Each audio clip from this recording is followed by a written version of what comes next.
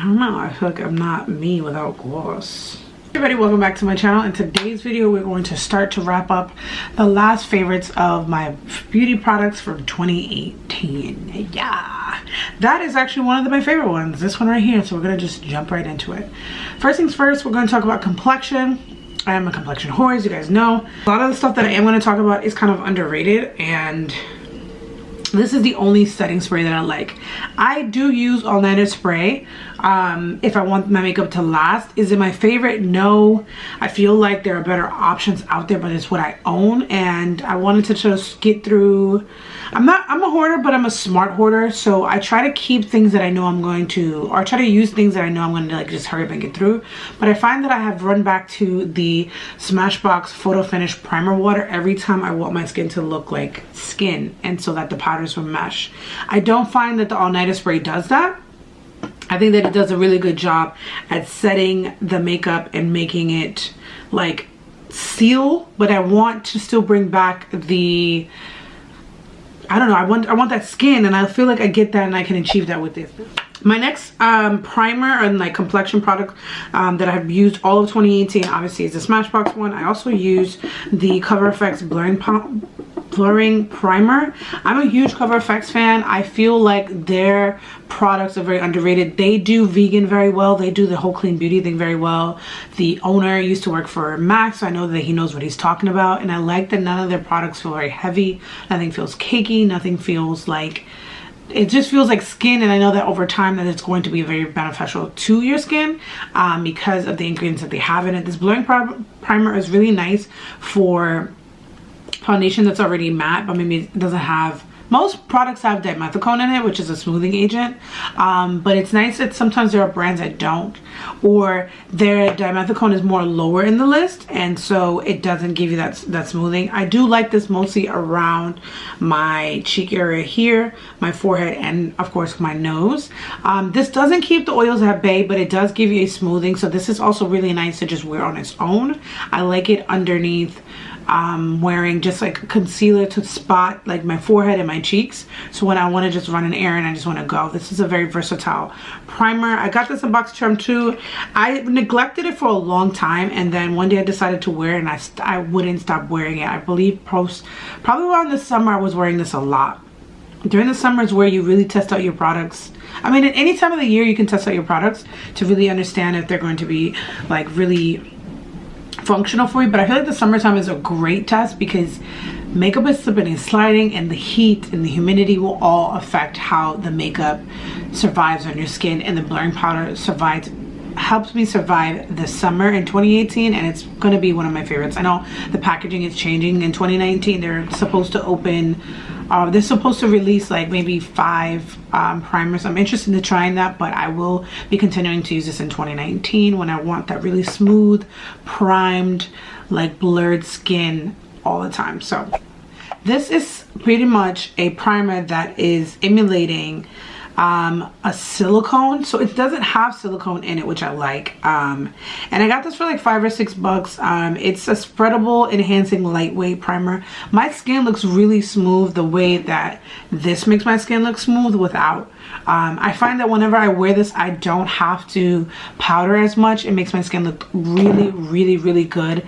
And the fact that there's a brand out there that can make a silicone primer without putting silicone in me really interests me, so I'm excited to continue to use this in 2018. I have used a lot. A little bit of this goes a long way, and it does smell like tires, but I've made it. I've got YSL, I've got Jouer, and I've got Makeup Forever. Makeup Forever is probably my favorite out of the 3. If I had to like die right now and they were like, put me in the casket and put this on my face, this would be it. This is truly velvet. It's truly long lasting. I have a problem with foundation disappearing around my mouth. This shit stays. Even if I blow my nose 1,000 times, this shit stays. I do have the color Y505. This is the matte velvet, but I think I like 455. It's just like a little more yellow. It does dry down and get darker, which is different from oxidizing, because oxidizing means that it changes colors. 505 is probably going to be even better during the summer. I got this at the end of the summer, so I was using it and it was like amazing. I love it. It works with like all my concealers. It works if I want to use it without primer, and also I loved it with this primer in particular. For such a small package, I thought I was going to use a lot, but honestly a little bit goes a long way. I really love this with my beauty blender, or not beauty blender, with my Eco Tools. I like the way that it spreads without picking up a lot of product and wasting it, because sometimes that's what happens with sponges, and I feel like a lot of people don't talk about that. Like, the sponge is nice to spread to give you that like skin like finish, but sometimes the sponge just absorbs so much product that you keep pouring in more and you're wasting product. So this doesn't happen with my Eco Tools, and I don't know if I've ever tried it with a brush. I probably have, maybe once or twice, but I just prefer it with the Eco Tools. Back and forth with, because I wasn't sure if I was going to add the Jouer, but honestly this is a really bomb foundation. It sucks that it's not in Sephora stores. It's only sold on Sephora online. You need to pump this on your skin to really see if it's going to work. This foundation is the type of foundation that I don't need to powder with. I don't need to use a primer with. It's got hyaluronic acid, it has cucumber extract in it. It's very nourishing on the skin, and it is full coverage, so one pump should be able to do your whole face. It's very creamy. It is a high coverage. I do like that. It's giving me that elegant look. I usually wear this when I want to go out and I want my makeup to last all day. I remember the last time I wore this, I tried to powder, but between it drying on my face, it just looked perfect. I do have to contour and add a lot of bronzer just because this is the wrong color for me, but I wasn't going to return it for the third time. This is one of those foundations that I feel like people don't talk about enough because it has so many bad reviews. I also had a bad review with it, and then I returned it afterwards and I had a good experience with it, even though I had to add more like warmth into my skin. This is a pretty warm color. It's the color Cocoa, but I'm fine with it. Like, I like it so much. I love it so much that I was willing to make it work because it's actually a great foundation. If you're oily, if you're a combination and you want full coverage and you want to not have to constantly add powder or to readjust your makeup throughout the day, I'm pretty sure that this foundation can do that for you. It is very reminiscent of Estee Lauder Double Wear, and maybe like a Lancome a little bit. Like if they had a baby, if Lancome Teint D'Or and Estee Lauder Double Wear had a baby, I would definitely say that these two, they would create this one because it's really good. And the fact that it's like super, it's also oil free too. It's also super like vegan and cruelty free. All that stuff is really awesome. Jouer, you guys actually did a really good thing on this. If there's any way you guys could send me another color, I would greatly appreciate it, because this foundation will definitely get you through those summer days, and it's worth trying. It's hard because now they sell it at Sephora but online, and I think that's really stupid. My next foundation, which has become one of my everyday, and I think when I do my next everyday makeup routine, I'm going to add this in. This is super gentle enough to wear every day. It doesn't make me break out. When I first got this, I felt like it was really nice. It was a little bit orange, but it ended up making my skin look really good, and it worked together to give me like, orange is necessarily bad because it covers up my dark spots, so it'll neutralize it.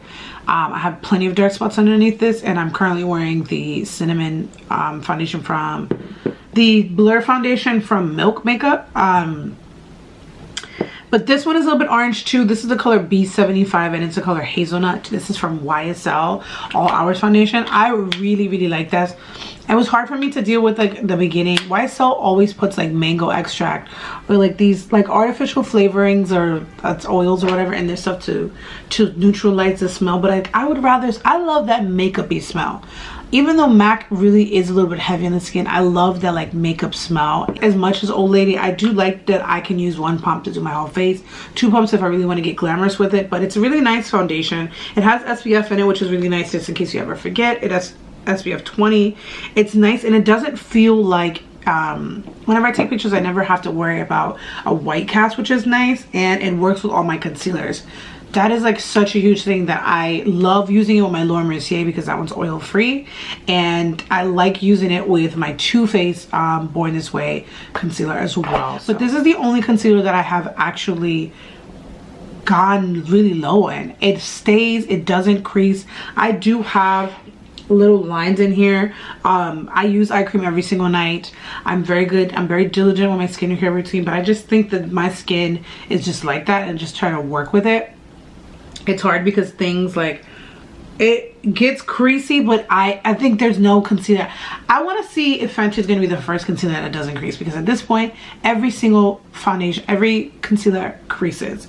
This doesn't crease as much. I can bake with it. It doesn't give me brightness. It's more a little bit more of like my actual skin tone, which I don't mind. I love concealing my brows with this. I love spot concealing with this. It's a really nice concealer. It's the color 4N. It's definitely more on like the orangey yellow side of it, but I don't mind it for like a brand, because I think any powder you use is going to be a little bit brighter. This is the color Fawn, and it's from the brand LA Girl. It's a Pro Conceal. I like this to cover my dark spot, but most importantly, I use this conceal underneath my brow. Nothing works better. The reason that I like this is because I don't like a super defined I like a super defined under the brow cleanup, but I like to just clean up. Oh, there's just spit. I like to clean up with something that's a little bit more on the orangey side. I don't use it on top of the brow. I just like it underneath, because I find that it just gives me a clean cut, and then it conceals orange. And any product that you have, it's going to neutralize a dark spot. So because my brows are growing out and I'm going to do them some month from now, I use this concealer only to get rid of it. I used to use my NARS soft matte concealer in the pot to conceal my dark spots, but this actually has been working way more. Mine was a little bit too dark, and I think because I'm getting lighter and I exfoliate pretty often, that my skin is getting lighter. I do love that concealer, maybe for the tops of brows, but it's coming to an end. It's not in my favorites this year because I feel like it's a favorite all the time, but recently I just haven't been using it as much. The LA Girl, you can get this for like $2 or $3 at your local beauty supply. The next thing I'm going to show, it's going to be two powders. You guys already know that the Microsmooth powder from Sephora collection has been my jam. This is the color, oh, this is actually deep. I thought I had mahogany. So this is the color deep. I just like to use a very fluffy brush, dig my brush into it, whatever's on there, and just set the face. I am not really into pressed powder. I mean, not pressed powder. I'm not really into loose powders these days because they're so messy, and I've been trying to find a pressed powder that I truly love, but honestly I end up going back to this. This is luminous. It's really nice on the skin. It gives you that celebrity glow from within. Even if I don't have my ring light on, I feel like I get a lot of compliments with this.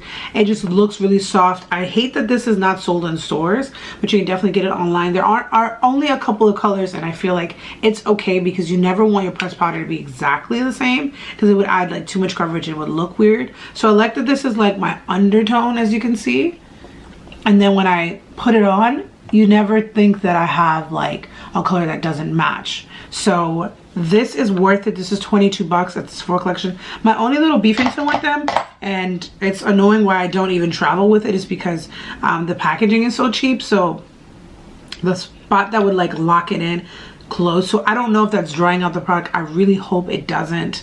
I think the most comparable thing to this is going to be the little Mercier candle glow powder, and I know that the MAC mineralized finish is similar to it. This is cheaper in price than the other ones that I've named, but if you're looking for a powder to set your face and give you a little bit of a luminous glow and make the whole face glow, then this is. Last but not least is going to be the Be the Light palette. This came out earlier this year.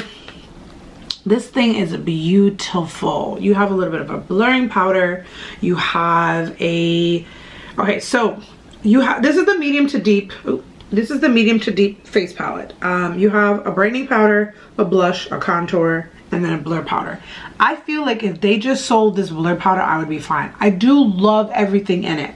But if there's one thing that I would say I need, it's similar to this, but this is a different kind of blurring.